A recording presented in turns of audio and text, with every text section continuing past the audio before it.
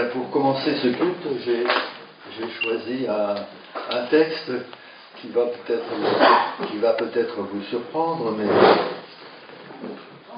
c'est un texte qui, pour moi, qui tombe à point. Je ne sais pas pour vous. Notre société pas trop mal bousculée en ce moment. Hein? Et ce texte, je l'ai sorti de Sophonie. Ah, Sophonie, Habakkuk, Jérémie, tous ces prophètes qui vivaient des moments difficiles.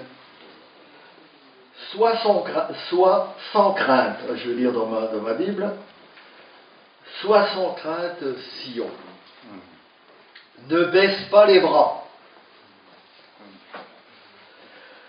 car l'Éternel, ton Dieu, est au milieu de toi, un guerrier qui te sauve. Il sera transporté de joie à ton sujet, et il te renouvellera dans son amour pour toi. Ça vous va? Non? Ben pour moi, ça m'a fait du bien de lire ce texte cette semaine. Ne baisse pas les bras. Voilà. Assemblée de petites saintes, ne baisse pas les bras. Léo, ne baisse pas les bras. Marc, ne baisse pas les bras. Paul, Denis, que chacun d'entre nous prenne cette parole pour lui. Voilà. Et donc, je voulais commencer par ce cantique Gênes 758. L'heure est arrivée. Pourquoi il ne faut pas baisser les bras? Eh bien, voilà. Le moment de vérité a sonné, l'avènement de sa lumière, l'ombre est désarmée, l'ennemi est terrassé, et le jour de la victoire est arrivé.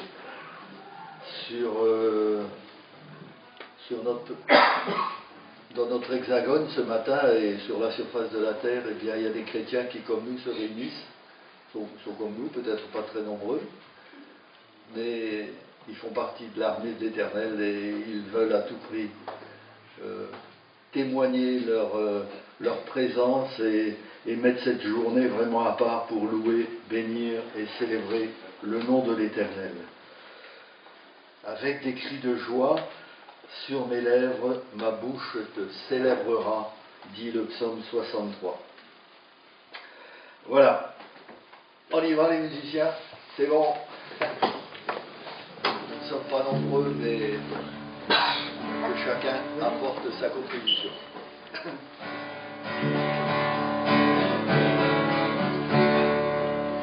L'heure est arrivée, le moment de vérité a sonné l'avènement de sa lumière. L'ombre est désarmée, l'ennemi est terrassé, et le jour de la victoire est arrivé. Il est Seigneur, il est vainqueur, par la force de son nom, il a cédé le pardon, le salut, le salut, et le testament d'éternité. Revêtu de joie, à l'écoute de sa voix, avançons vers le combat dans sa puissance, unis par son chant, portés par notre chant, nous amènerons les foules à sa louange. Il est Seigneur, il est vainqueur, par la force du Très-Haut, il est sorti du tombeau.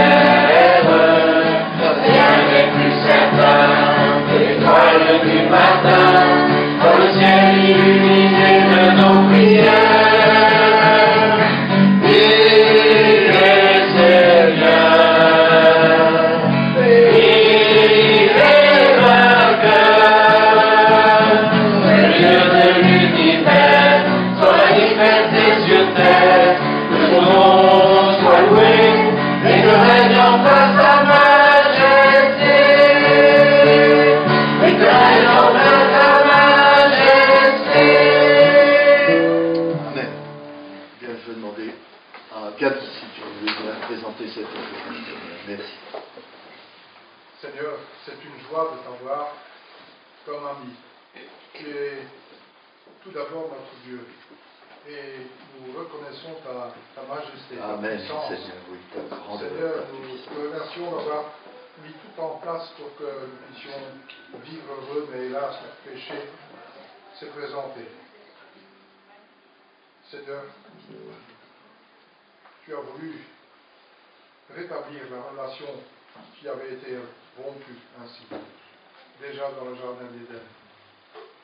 Dès le début, le diable rôdait et avait en quelque sorte remporté une victoire. Et Seigneur, nous sommes conscients que tu es un Dieu qui aime, un Dieu qui aime la relation, tu aimes qu'on s'adresse à toi, tu es un Dieu qui écoute, qui aime, qui solutionne nos problèmes. Et Seigneur, tu as surtout solutionné le problème du péché. Seigneur Jésus, tu as été envoyé pour mourir sur une croix. Apparemment, le diable s'est frotté les mains en disant oui, voilà, Jésus est mort. Mais non, Seigneur Jésus, tu n'es pas resté dans la mort, tu es ressuscité. Tu as vaincu le péché. Tu en as vaincu la puissance. Et Seigneur, maintenant, par l'esprit de consolation que tu nous as envoyé, nous sommes capables de résister. Certes, avec difficulté, mais Seigneur, tu es là. Et nous sommes heureux de pouvoir aujourd'hui, ensemble, célébrer ta grâce, parce que finalement, ce que nous sommes aujourd'hui, les enfants de Dieu, c'est grâce à toi. Et nous n'avons rien fait, nous n'avons fait qu'accepter. Mais Seigneur, avec toi, ce qui est merveilleux, c'est que par la foi, nous sommes sauvés. Merci Seigneur de pouvoir ensemble monter. Nous sommes peu nombreux ce matin. Mais Seigneur, le cœur y est. Nous voulons t'élever. Nous voulons t'élever comme les héros qui entouraient David, Seigneur. Nous voulons te porter sur nos épaules et nous voulons te rendre la gloire que tu mérites. Tu es merveilleux, Seigneur Jésus. Et ton Père est merveilleux d'avoir accepté ton sacrifice. Et nous te remercions, Père, d'avoir envoyé l'Esprit qui maintenant est au milieu de nous et en nous. Oui, Seigneur, tu nous lis ensemble par ton Esprit. Oui, Seigneur Jésus, tu es avec nous par ton Esprit et toi, Père, également. Nous te remercions pour cette relation unique, merveilleuse. Oh Seigneur, nous voulons te chanter, nous voulons t'adorer, nous voulons te louer. Amen. Amen. Béni soit. Ne baisse pas les bras, mon frère, ma sœur. Un malheureux le psaume 34. Un malheureux a appelé et l'Éternel a entendu. Car il l'a délivré de toutes ses détresses. L'ange de l'Éternel monte la garde autour de ceux qui le révèrent. C'est lui qui les libère. Goûtez et constatez que l'Éternel est bon. Oui, heureux l'homme qui trouve son refuge en lui. Vous qui appartenez à l'Éternel, révérez-le, car rien ne manque à ceux qui le révèrent. Le lion peut connaître la disette et la faim, mais ceux qui se tournent vers l'Éternel ne manquent d'aucun bien. Voilà. Nul n'est comme toi, tu es merveilleux. Alors, c'est le... Voilà. Gênes 795. Nul n'est comme toi. Un ami, si tendre et si patient. Nul n'est comme toi, Dieu puissant éternel, qui nous a consolés, qui nous a relevés. De toi, Dieu puissant éternel, tu nous as consolés, tu nous as relevés, ton amour est si fort, pour restaurer, sauver. Tu es merveilleux dans tout ce que tu fais. Tu es merveilleux dans tout ce que tu fais. Tu es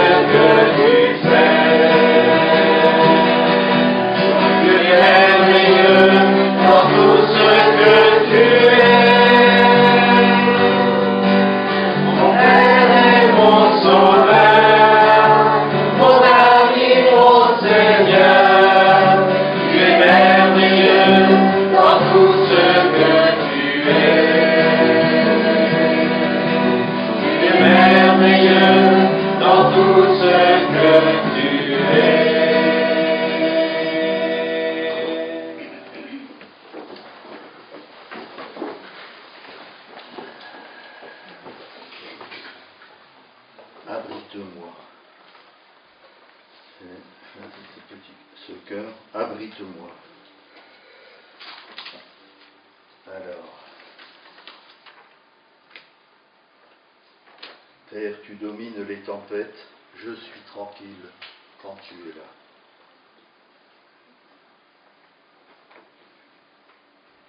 Alors, sur ma feuille, j'ai des sœurs qui chantent la première strophe. C'est voilà. La deuxième le refrain, c'est repris par les frères. Et puis la deuxième strophe, on la chante ensemble. Allez, on est parti, ça va aller? Ouais. Allons-y. Allons-y, mes frères et sœurs.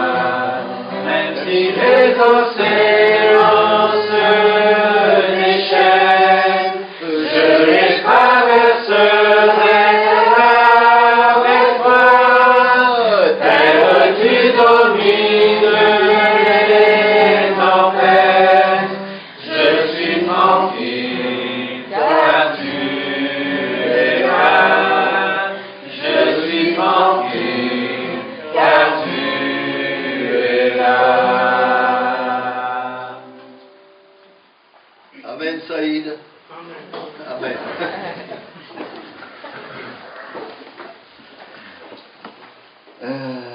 Voilà. Eh bien, gloire à ton nom, Jésus. Gloire à ton nom. Le psaume 69 dit: je célébrerai le nom de Dieu par des cantiques et je l'exalterai par des louanges. Gloire à ton nom, Jésus. C'est un petit... Voilà. Un petit cœur, j'aime 180, qu'on aimait chanter, qu'on aime toujours chanter avec Yann Youberi. Je ne sais pas si vous vous souvenez, c'est vieux, mais gloire à ton nom, Jésus, mon rocher, ma forteresse, mon libérateur. J'ai chanté ce petit cœur et le cœur qui suit, c'est oui. Pour cet immense bonheur, dans un esprit de prière. Hein, enfin, de toute façon, quand on chante un cantique, c'est comme une prière.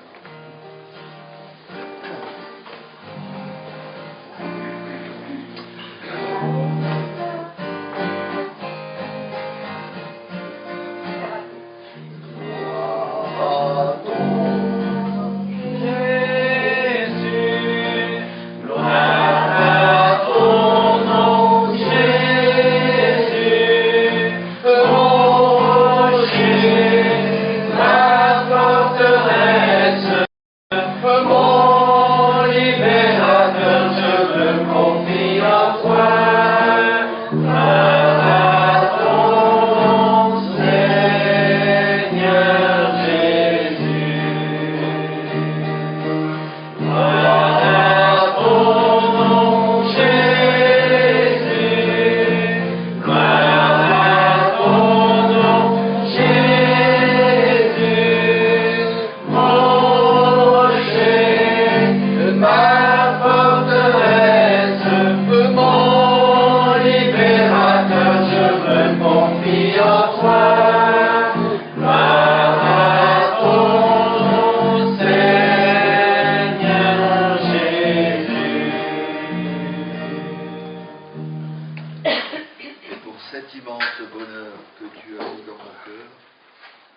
Je veux te louer, Seigneur. Alors, où il est aussi, petit cœur, voilà. Un parfum pour toi, Seigneur. Je veux être un parfum pour toi, Seigneur. Le thème de la prédication aujourd'hui, c'est notre engagement. C'est ça. Faire ses preuves. Pardon. Faire ses preuves. Faire ses preuves, c'est ça. Alors, son engagement et faire ses preuves. Alors, Seigneur, je veux être un parfum pour toi, Seigneur.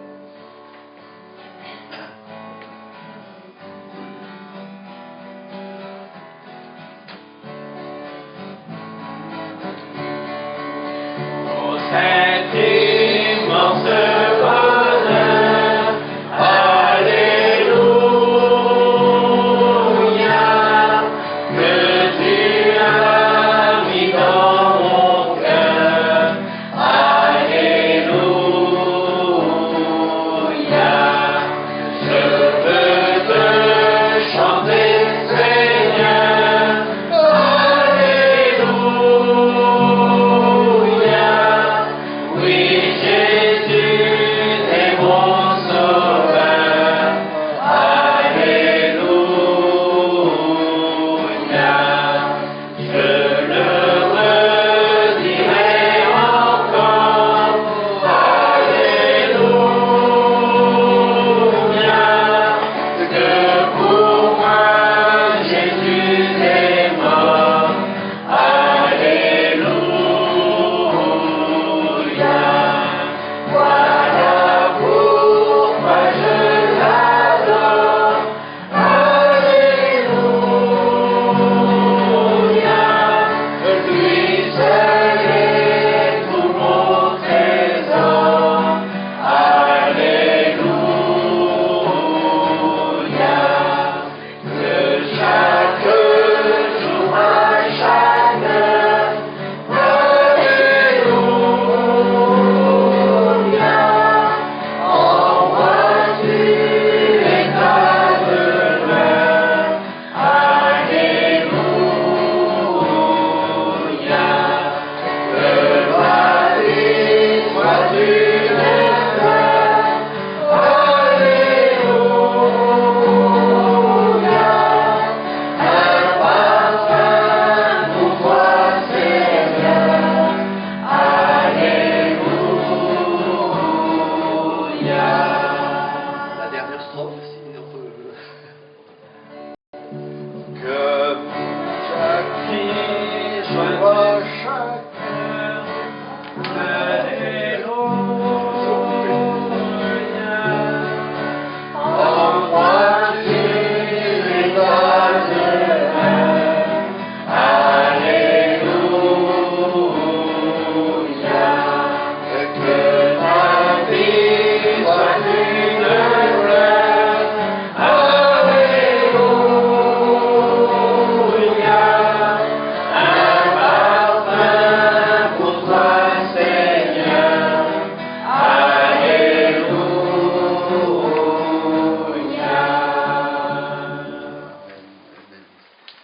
Bien, si vous le voulez bien, avant de chanter un cantique en introduction à la scène, nous aurons peut-être un petit. À moins que. Je suis en train de réfléchir. À moins qu'on ait le moment de scène, en même temps, le moment d'adoration, le moment de la scène. Eh bien, écoutez, je vous propose de chanter ce cantique qui dit « Je crois en Jésus ». Ensuite, eh bien, nous aurons un petit moment. Voilà. Un petit moment plus grand. Et je pense que c'est Denis qui fait la scène. C'est toi qui fais la scène. Bon, comme lui, c'est bon. Voilà. Voilà. Je crois en Jésus. Je crois qu'il est le Fils de Dieu. Je crois qu'il est mort et ressuscité. Et je crois qu'il a payé pour tout. Voilà. C'est.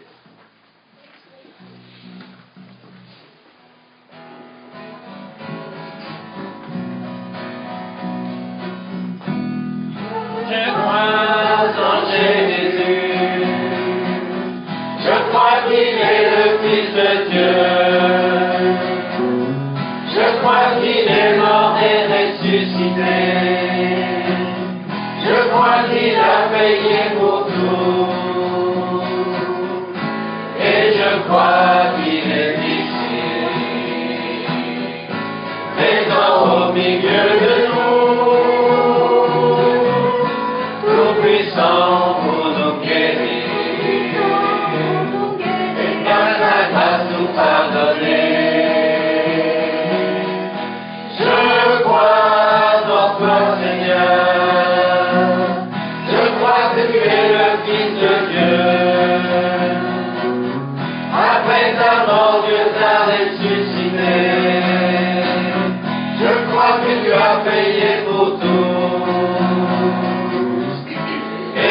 crois que tu es là,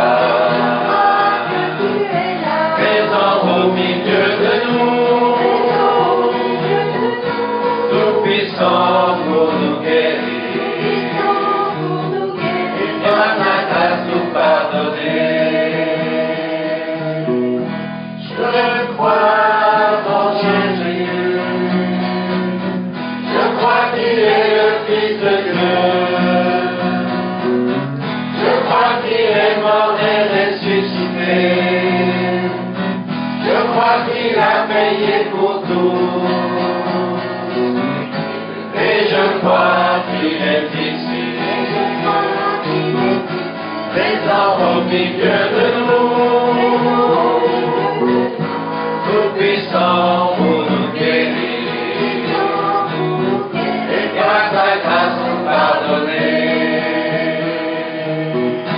Je crois en toi, Seigneur, je crois que tu es le Fils de Dieu. Après ta mort, Dieu t'a ressuscité. Je crois que tu as payé pour tout. Et je crois que tu es là,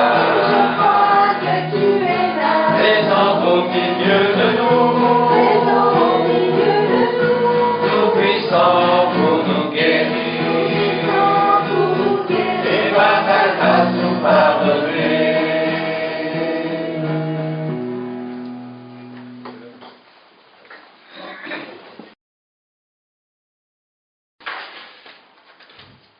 Je vois qu'il y a des têtes que je n'ai pas eu le temps de saluer. Donc, bonjour à tous. Gros bisous de loin, big kiss. Un temps particulier, comme on le sait. On va participer à la table du Seigneur, comme l'apôtre Paul nous le dit. Souvenons-nous que le Seigneur lui-même était à la tête de la table quand il institua la scène. Et elle est encore aujourd'hui essentiellement sa table. On parle familièrement et souvent de présider le temps de scène. Pour moi, j'ai noté, c'est peut-être un abus de langage, je pense, car le soir où le Seigneur a institué ce mémorial, il était lui seul celui qui présidait ce temps avec ses disciples. En lisant ce passage, je peux affirmer que je suis comme chacun de vous, chacun de nous, pour être l'invité du Seigneur avec tous ces enfants qui sont rachetés par grâce, voulant être par la foi de ceux qui se nourrissent du Christ et qui boivent aussi par la foi le vin de cette nouvelle alliance scellée en son sang. En tant que simple serviteur, je ne veux pas méconnaître les droits de Christ. Rappelons-nous que le Seigneur engage ses disciples à dresser sa table et les invite, comme ses hôtes honorés, à y participer en mémoire de lui. Il se rencontre là avec eux. Comme nous aussi ce matin, nous nous plaçons humblement devant notre Seigneur. Le Seigneur, dans ce temps de scène, nous donne par l'Esprit de jouir de sa communion. Et le Saint-Esprit qui demeure dans l'assemblée de Dieu, et j'en joins ce que notre frère Léopold disait tout à l'heure, produit dans leur cœur la louange et les actions de grâce pour offrir à Dieu ce culte qui est agréable, qui lui est agréable. Il est lui-même pleinement suffisant et il conduit qui il veut à rendre grâce et à rompre le pain auquel tous participent. En plus, en se le faisant passer l'un à l'autre, et de même pour la coupe, eh bien, nous participons tous à ce même pain, à ce même vin. Si nous dépendons du Seigneur, le Saint-Esprit dirigera tout pour la gloire de notre Dieu. Et c'est ce que nous voulons, dimanche après dimanche, que c'est l'Esprit de notre Seigneur et de notre Dieu qui conduise et qui dirige ces moments pour qu'ils soient à sa gloire. On ne doit pas être dans ce temps particulier de culte et de scène surtout dirigé par la chair, ni par les sens, mais bien par son esprit. Et c'est normal puisque si nous dépendons du Seigneur, le Saint-Esprit dirigera tout pour sa gloire, parce que notre Dieu est un Dieu de paix et non pas un Dieu de désordre, comme dans toutes les assemblées des saints. De plus, l'apôtre Paul dit « Je parle comme à des personnes intelligentes. Jugez vous-même de ce que je dis. La coupe de bénédiction que nous bénissons n'est-elle pas la communion du sang du Christ? Le pain que nous rompons n'est-il pas la communion du corps du Christ? Car nous qui sommes plusieurs, nous sommes un seul pain, un seul corps. Car nous participons tous à un seul et même pain. » Vous trouvez cela dans 1 Corinthiens chapitre 10, versets 15 à 17. Là, l'apôtre s'adresse aux chrétiens comme à des personnes intelligentes, les exhortant à juger de ce qu'ils disaient. Et les versets qui précèdent montrent clairement comment nous devons participer à la table du Seigneur. Le pluriel est constamment employé, montrant ainsi qu'il est nullement question d'un homme ayant l'office de président. C'est ce que je disais en prologue, c'est le Seigneur qui préside ce moment. Je ne fais que lire quelques textes, je ne suis pas celui qui préside. Celui qui préside, c'est Jésus-Christ. C'est la coupe que nous bénissons, le pain que nous rompons, car nous qui sommes plusieurs, sommes un seul pain et un seul corps. La pensée de Dieu est que le pain et le vin de la scène passent de l'un à l'autre, montrant ainsi un intérêt commun dans la mort de Christ. Il est important aussi de remarquer que l'apôtre, écrivant aux Corinthiens, dit « la coupe que nous bénissons et le pain que nous rompons ». Non que vous bénissez, que vous rompez, comme si, en parlant de l'assemblée de Corinthe, eût été indépendante. Et il continue disant « car nous qui sommes plusieurs sommes un seul pain, un seul corps », ce qui montre clairement l'unité de tous les saints qui sont partout actuellement en ce lieu, mais aussi sur la surface de la terre, comme cela a été dit encore tout à l'heure. En tout lieu, tous ceux qui se rassemblent au nom de Jésus-Christ, nous formons un seul corps. Ça, c'est quelque chose, comme on peut dire, qui est merveilleux. On ne se connaît pas, certes. On ne les a jamais vus. On ne les rencontrera peut-être jamais ici-bas sur cette terre. Mais ils font partie du corps de Christ. Parce que le corps de Christ, il est partout sur cette terre. Le Seigneur, au jour de Paul, avait une seule table. Et tous les saints, partout, n'étaient qu'un. Et ceux qui étaient fidèles se souvenaient du Seigneur à cette table. Et c'est vrai que depuis, l'homme a dressé depuis plusieurs tables, certes, mais celle-ci reste unique dans la foi, et chaque chrétien est responsable au sein de notre temps actuel de voir où se trouve la table du Seigneur pour y rappeler sa mort. Si on pouvait imaginer cela ce matin, c'est prendre ce pain, ce vin, imaginez que ce soit le Seigneur Jésus lui-même qui vous le présente, qui vous le donne. Comme cette petite coupe avec ce fruit de la vigne, le Seigneur te dit, voilà. Cette petite portion de jus de fruit symbolise ce que j'ai fait pour toi, ce que j'ai scellé en mon sang. Pas de sentimentalisme, mais par la foi, nous accomplissons un acte en Jésus-Christ. Réalisons bien ce matin que nous allons manger celui qui est le pain de vie, mais aussi celui qui a payé le prix ultime. Alors on va rendre grâce ensemble, et après quoi j'appellerai mon frère que j'ai désigné d'office pour s'approcher et partager ensemble. Nous allons être des serviteurs, frères, des serviteurs pour les uns et les autres. Affaire à un Christ faible, il agit avec puissance parmi vous. Certes, il est mort sur la croix en situation de faiblesse, mais il vit par la puissance de Dieu. Nous de même, dans notre union avec lui, nous sommes faibles, mais nous nous montrerons vivants avec lui par la puissance de Dieu dans notre façon d'agir envers vous. Faites donc vous-même votre propre critique et examinez-vous pour voir si vous vivez dans la foi. Ne reconnaissez-vous pas que Jésus-Christ est en vous? À moins peut-être que cet examen n'aboutisse à vous à un échec. Mais vous reconnaîtrez, je l'espère, que nous avons fait nos preuves. Ce que nous demandons à Dieu, c'est que vous vous absteniez de tout mal, car en fait, nous ne tenons pas du tout à montrer que nous avons fait nos preuves. Tout ce que nous désirons, c'est que vous fassiez de même, que vous fassiez le bien, même si les preuves devaient devoir tourner contre nous.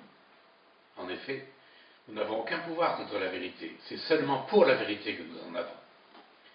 Nous sommes conscients d'être faibles si vous êtes réellement. Nous sommes contents d'être faibles si vous êtes réellement forts. C'est seulement ce que nous demandons à Dieu dans nos prières, votre perfectionnement.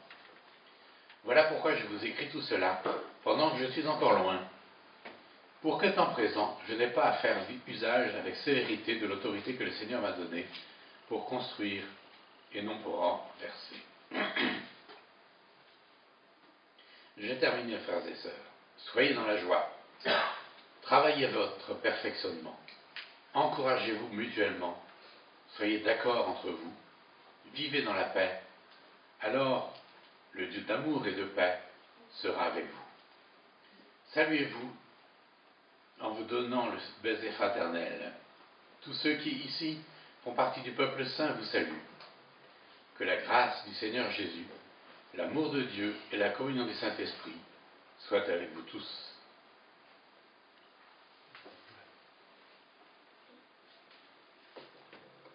Faire ses preuves. Nous avons ici un apôtre qui les avait fait ses preuves.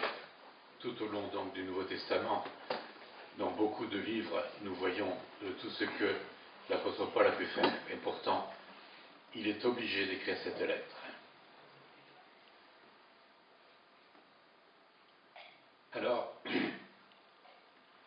j'ai trouvé dans un feuillet donc, de calendrier il y a quelques jours une petite anecdote que j'ai eu envie de vous lire parce qu'elle est intéressante. Le titre est « Le cuisinier et le président ». Peut-être que certains d'entre vous ont déjà lu. Et sous-titre « Vous êtes tous un en Jésus-Christ ». En Afrique, on avait organisé une retraite spirituelle qui avait été particulièrement bénie. Et le dernier soir, on fit venir les membres du personnel pour les remercier de leur bon travail. Lorsque le cuisinier arriva, l'un des participants de la retraite s'écria « Quel dommage que vous ne soyez pas chrétien. Vous nous avez tellement régalés pendant toute la semaine que vous seriez certainement un chrétien exceptionnel. » Or, pendant toute la semaine, ce cuisinier avait eu le cœur vivement touché par l'ambiance qui régnait entre les participants. Ce compliment fut la goutte d'eau qui fit déborder le vase. L'homme se repentit de ses péchés et se convertit sur le champ. Tout l'auditoire fut en émoi. Après ces jours merveilleux, cette belle conversion était comme un feu d'artifice. Tous se pressèrent autour du cuisinier pour l'embrasser et le féliciter. Et soudain, le président du pays, qui était chrétien et qui avait assisté à la retraite, s'avança pour prendre l'homme dans ses bras. Les participants retinrent leur souffle. Devant eux, ils ne voyaient plus un simple cuisinier et un homme d'État important, mais deux frères en Christ. Y a-t-il le plus beau spectacle? La Bible nous l'affirme, il n'y a plus ni juif, ni non-juif. Il n'y a plus ni esclave, ni homme libre. Il n'y a plus ni homme, ni femme, car vous êtes tous un en Jésus-Christ. Citation de Galates 3, verset 28.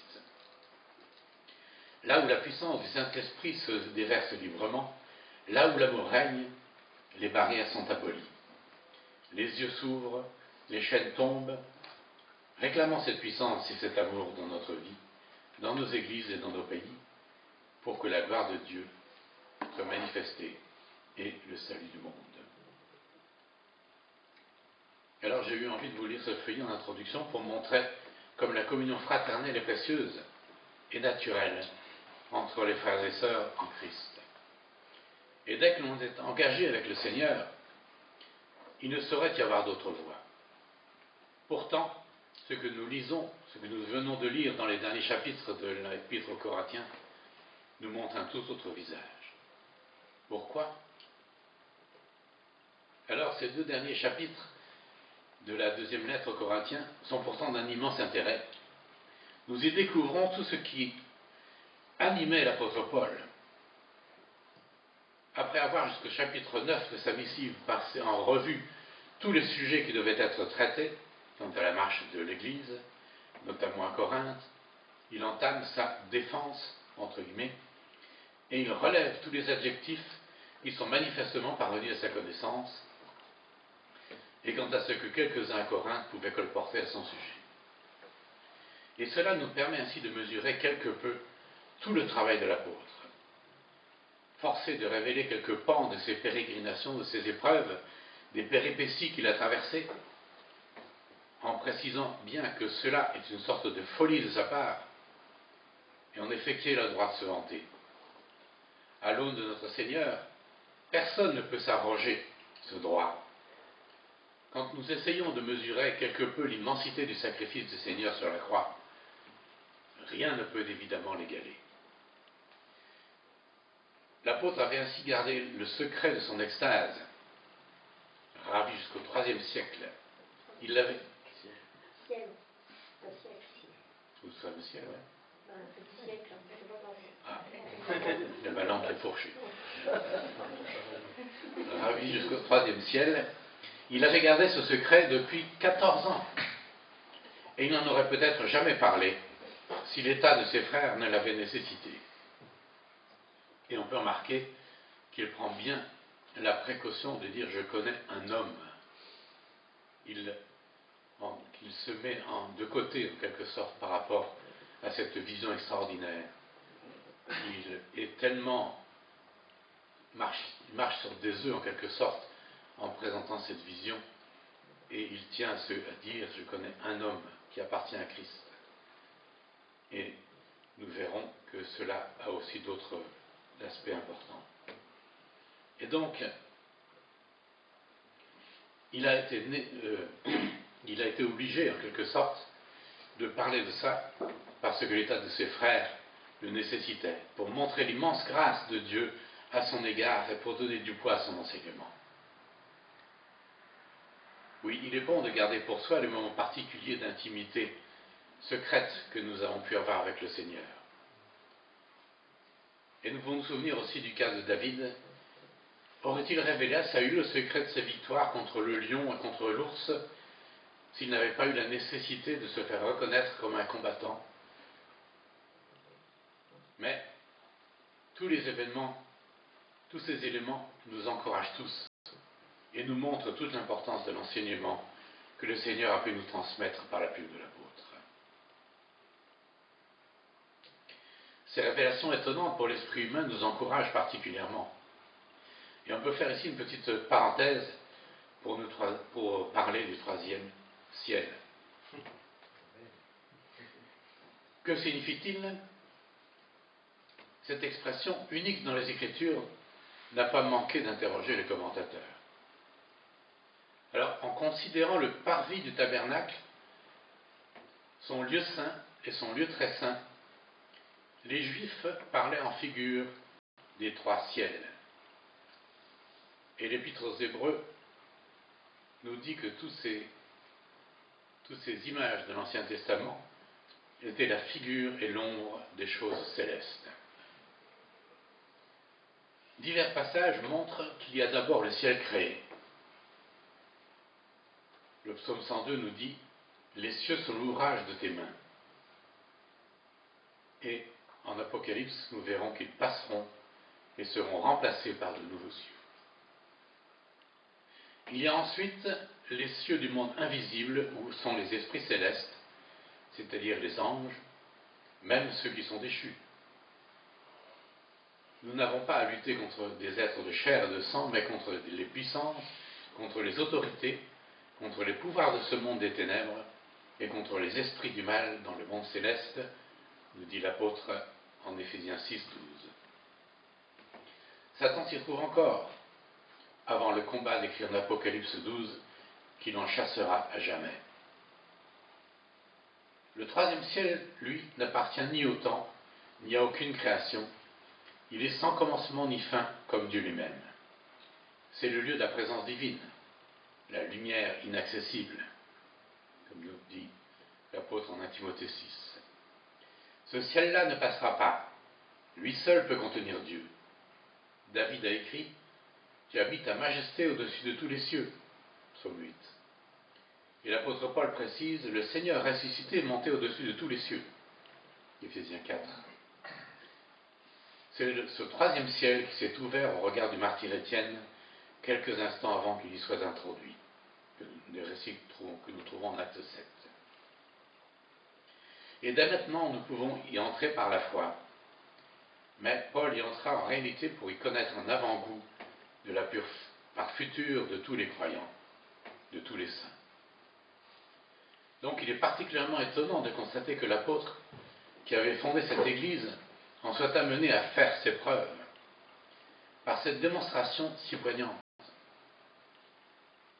Elles sont devenues nécessaires à cause des médisances qui avaient cours dans cette assemblée, ce qui est bien triste. Ne suffisait-il pas que l'apôtre et ses compagnons de service soient journellement aux prises des difficultés rencontrées sur le chemin de la part de leurs compatriotes, de la part des hommes de leur temps qui refusaient le message de la grâce? Mais si le diable s'acharnait ainsi sur l'apôtre, il faisait encore une fois une œuvre qui s'est retournée contre lui. Si la paix avait régné dans cette Église, jamais nous n'aurions eu connaissance de tout ce que Paul peut nous expliquer ici. Jamais il ne se serait vanté gratuitement de tout ce qu'il avait vécu.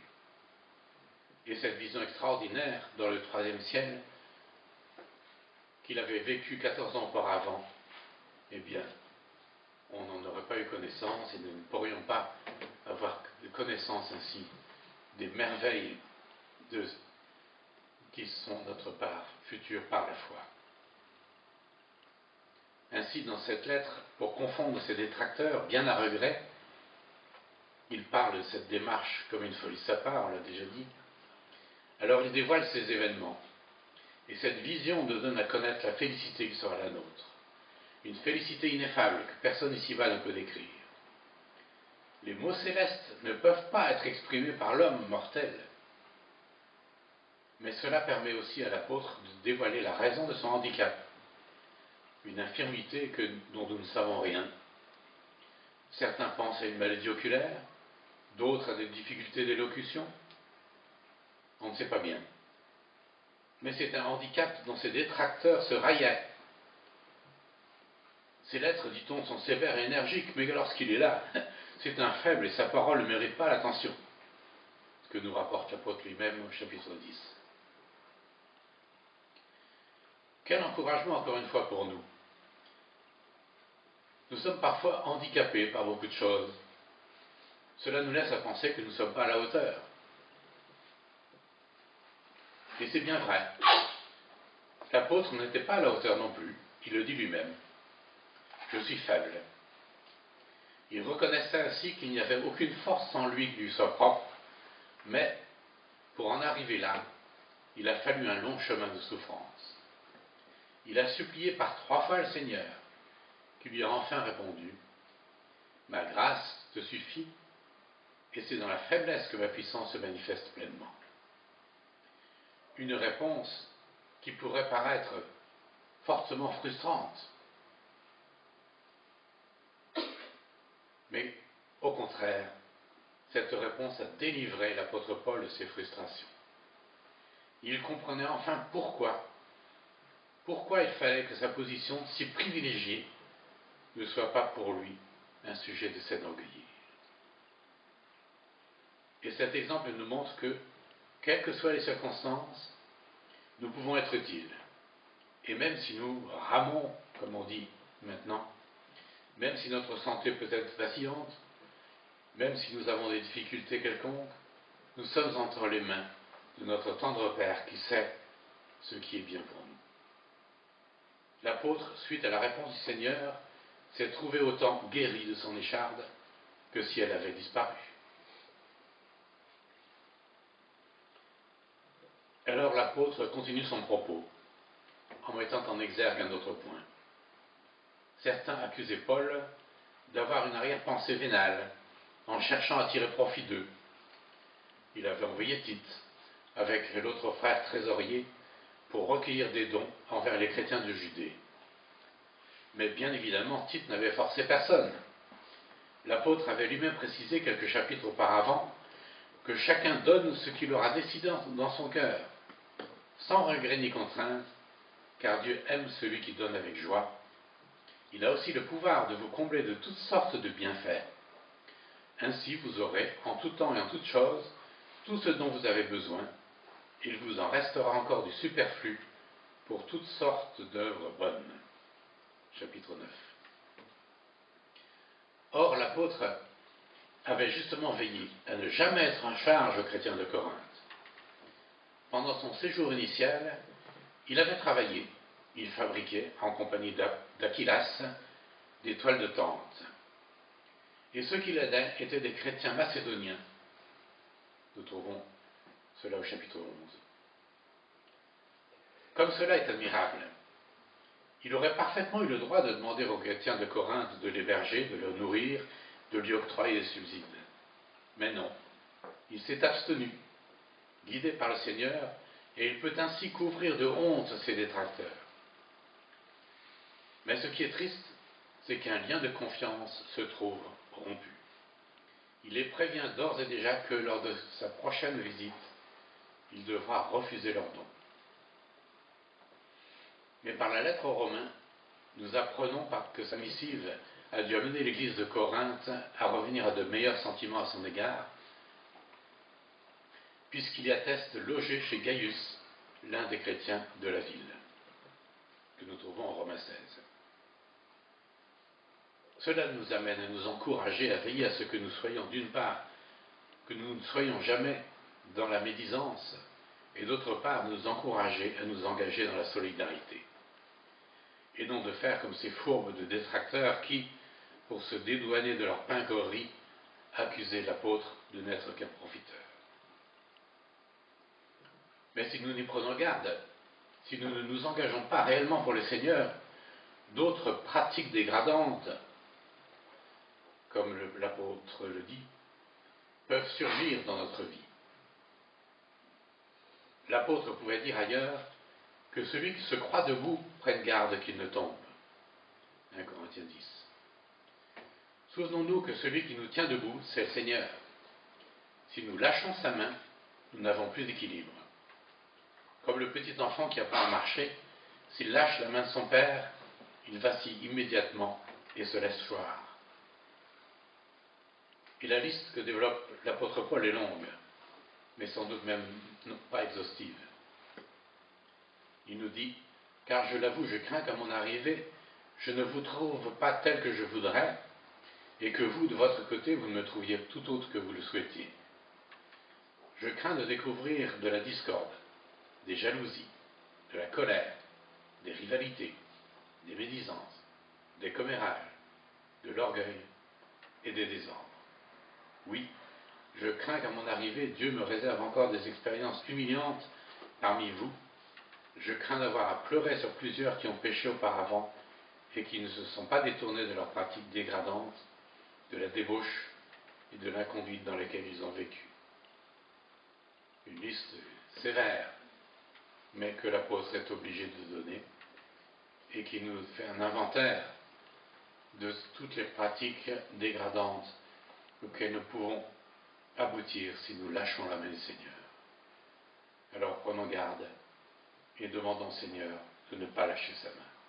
Oui, nous sommes bien faibles, mais c'est seulement en le reconnaissant et en étant dans le même état d'esprit que l'apôtre, qui reconnaissait la faiblesse de son corps, de son apparence, c'est seulement alors que l'on est fort, fort de la puissance du Christ, comme il se proposait de le montrer lors de son prochain passage, si du moins la situation ne s'amendait pas, ce qu'il se refuse d'ailleurs à envisager.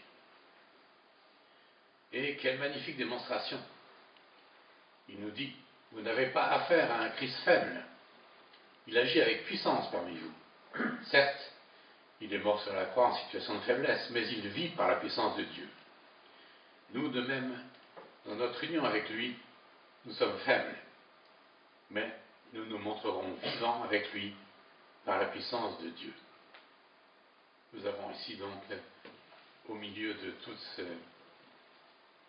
cette description de l'Église à Corinthe qui est assez poignante, nous avons une perle.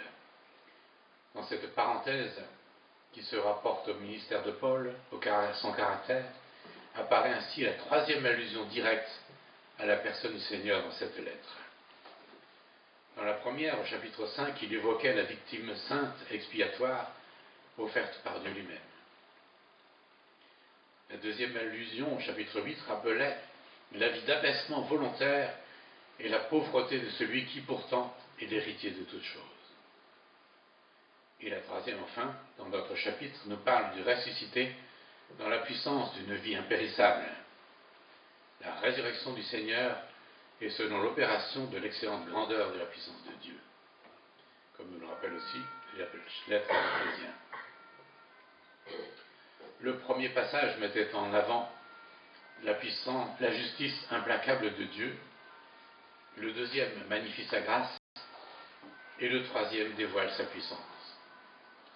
Ensemble, ces deux derniers passages nous donnent l'exemple parfait. Le Seigneur est le précurseur que l'on doit suivre. L'esclave n'est pas plus grand que son maître. Si Paul est faible, c'est en Christ. Vivant dans sa communion, il imitait l'agneau divin.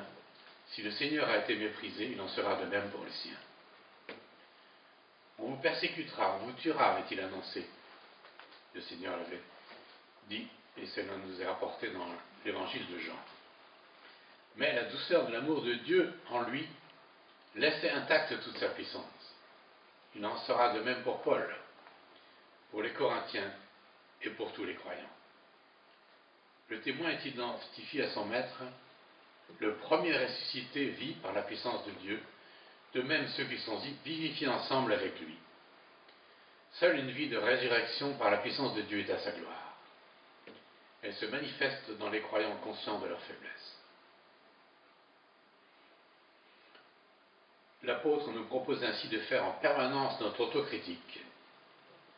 Alors pas comme le proposait Mao, dans le but de nous écraser, de nous enfoncer, mais au bien au contraire, pour pouvoir reconnaître la vie que Jésus-Christ a mis en nous, pour pouvoir continuer, comme les disciples d'Emmaüs, continuer le chemin en marchant avec leurs frères, dans la joie et dans la présence du Seigneur.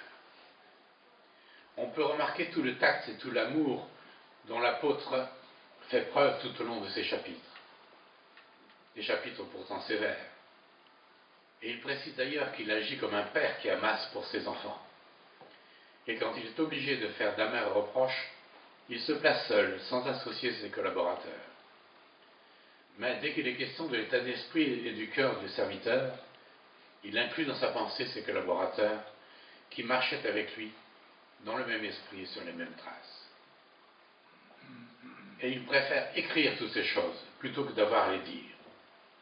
Ainsi les Corinthiens, et nous-mêmes après eux, nous pouvons lire et relire ces avertissements, les méditer et en tirer tout le profit. Comme le suggère l'apôtre, travaillez votre perfectionnement. Nous avons ce mot dans ce chapitre. Et le mot employé en grec est le même que celui employé pour raccommoder les filets, que nous trouvons en Marc 1. Ce travail qui consistait à combler les trous laissés dans les mailles, ces trous qui pouvaient laisser passer les prises, laisser passer les mauvaises habitudes. etc. Et quelle douceur dans la fin de cette lettre, quel amour. Les Corinthiens sont tous des frères dans le Seigneur. Comme le cuisinier et le président dont nous parlions tout à l'heure, il n'y a donc pas de différence. Seulement, certains Corinthiens de l'Église avaient perdu de vue le but, et c'est leur vieille nature qui avait repris le dessus. Voilà pourquoi il y avait ces discordes, au lieu d'y avoir de l'unité, comme dans ce séminaire dont nous parlions tout à l'heure. Mais Paul leur fait sentir la chaleur de son cœur et la fermeté de ses liens. Ce sont d'abord des exhortations brèves et récapitulatives, puis des salutations et enfin des supplications. Les 5 exhortations de ce verset supposent de sa part espoir et confiance en eux, dans les Corinthiens. Nous avons d'abord « soyez dans la joie ». L'original grec peut aussi se traduire « portez-vous bien » et correspondrait à notre « au revoir » ou « à bientôt ». Ensuite, travaillez à votre perfectionnement. La prière de ce verset est ici une exhortation, c'est un appel. Encouragez-vous mutuellement, ce qui aussi peut se traduire « soyez consolés ». Le Dieu de toute consolation qui a consolé l'apôtre les consolera aussi, tous, même les égarés. Ceux-ci, une fois repentis, ne doivent pas tomber dans le désespoir. Et soyez d'accord entre vous que toute leur division intestine soit enfin terminée. Vivez dans la paix. Cela n'avait pas été le cas auparavant, comme on le voit dans la première lettre. La paix, un des aspects du fruit d'esprit, est toujours ce qui nous échappe et que nous avons à poursuivre. Et vient le but, alors, le Dieu d'amour et de paix sera avec vous. Quelle merveilleuse consolation. Et viennent enfin les salutations finales. Pour se saluer, dans nos contrées, on privilégie la poignée de main, qui est le symbole habituel de l'amitié fraternelle, mais néanmoins, le baiser entre enfants de Dieu est conforme à l'Écriture. Les Corinthiens reçoivent les salutations de tous les saints de la Macédoine, sans exception. Ceux de Philippe, de Thessalonique, de Bérée, tous ceux que Paul mentionne au début de la lettre. Ces salutations entre croyants qui ne se connaissaient pas et qui peut-être ne se verraient jamais ici-bas concrétisent l'unité de l'esprit. Tous les croyants, quel que soit leur état, sont appelés des saints séparés du monde par Dieu. Et la grâce est le mot de la fin. La grâce dont nous avons tous besoin. Le Seigneur en est l'exemple et le canal. L'amour de Dieu a sa source dans le Dieu d'amour. Cet épître nous le montre comme le Dieu de consolation, de résurrection, de fidélité, et ici à la fin, il est le Dieu d'amour et de paix. La communion du Saint-Esprit, c'est par son action que nous goûtons ensemble la grâce du Seigneur et l'amour de Dieu. Les défaillances possibles des saints, qui ont toujours la chair en eux, mais qui par une grâce divine surabondante peuvent être pleinement rétablies. Quelle abondance de richesse et d'enseignement! Toute l'Écriture est admirable et utile pour enseigner, pour convaincre, pour corriger, pour instruire dans la justice, afin que l'homme de Dieu soit accompli et parfaitement accompli pour toute bonne œuvre, comme le dit l'apôtre à Timothée dans sa 2e lettre. Alors, que ce soit le cas pour chacun d'entre nous.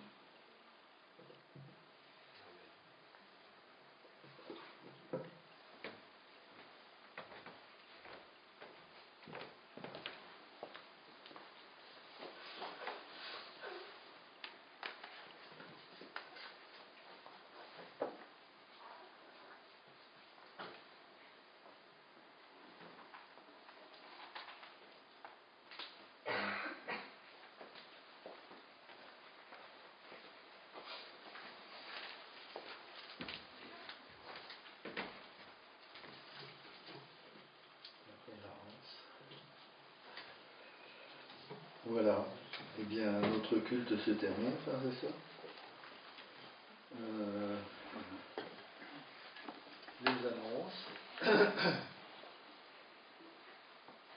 Alors, est-ce qu'il y a groupe de dames, Carmen? Oui. C'est remis. Non, c'est chez René. Chez René. Voilà, groupe de dames chez René. Demain, 14h30.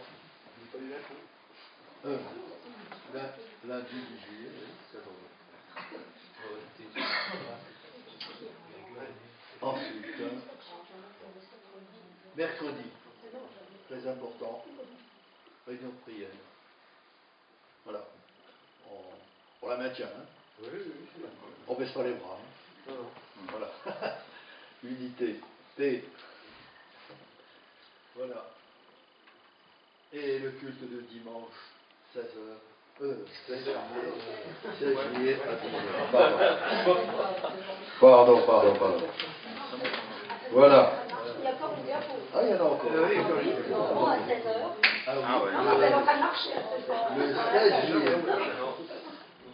Préparez vos chaussures et vos bâtons. Donc, 16 juillet, après le culte. Donc, c'est dans 15 jours. Voilà. Non, c'est la semaine prochaine. C'est la semaine prochaine. Oui, c'est la semaine prochaine, autant pour moi. Donc, le 5 juillet, voilà. C'est l'anniversaire d'Alex. Alex. Il n'est pas là pour lui souhaiter. Il est parti en vacances. Voilà. Mais je pense que Brigitte n'aura pas oublié. Voilà. Vous trouverez donc toutes les informations sur les différents sites. Et comme on n'est pas en retard, je vous propose un petit chant.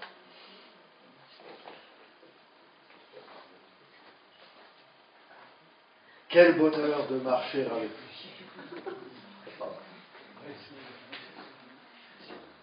Quel bonheur de marcher avec lui.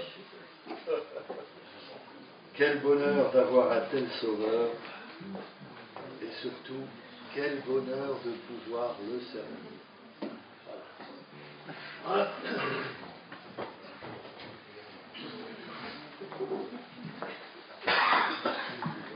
Je pense qu'il n'y a pas d'autre annonce particulière.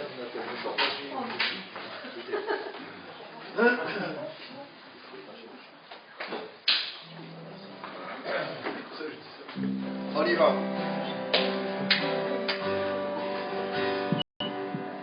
Quel bonheur de marcher avec lui, quel bonheur de marcher avec lui. Il conduira tous les temps de mon voyage ici-bas. Quel bonheur de marcher avec lui, quel bonheur d'avoir un tel sauveur, quel bonheur d'avoir un tel sauveur. Il me garde dans sa main, me conduit dans son chemin. Quel bonheur d'avoir un tel sauveur, quel bonheur de pouvoir le servir, quel bonheur de pouvoir le servir. Il est fidèle et puissant, son cœur toujours me comprend. Quel bonheur de pouvoir le servir, quel bonheur de pouvoir le servir, quel bonheur de pouvoir le servir. Il est fidèle et puissant, son cœur toujours me comprend. Quel bonheur de pouvoir le servir. Voilà. Que la grâce du Seigneur, que l'amour de Dieu et la communion du Saint-Esprit, comme je l'apôtre, soient avec nous durant toute cette chose. Bonne semaine à vous, les amis.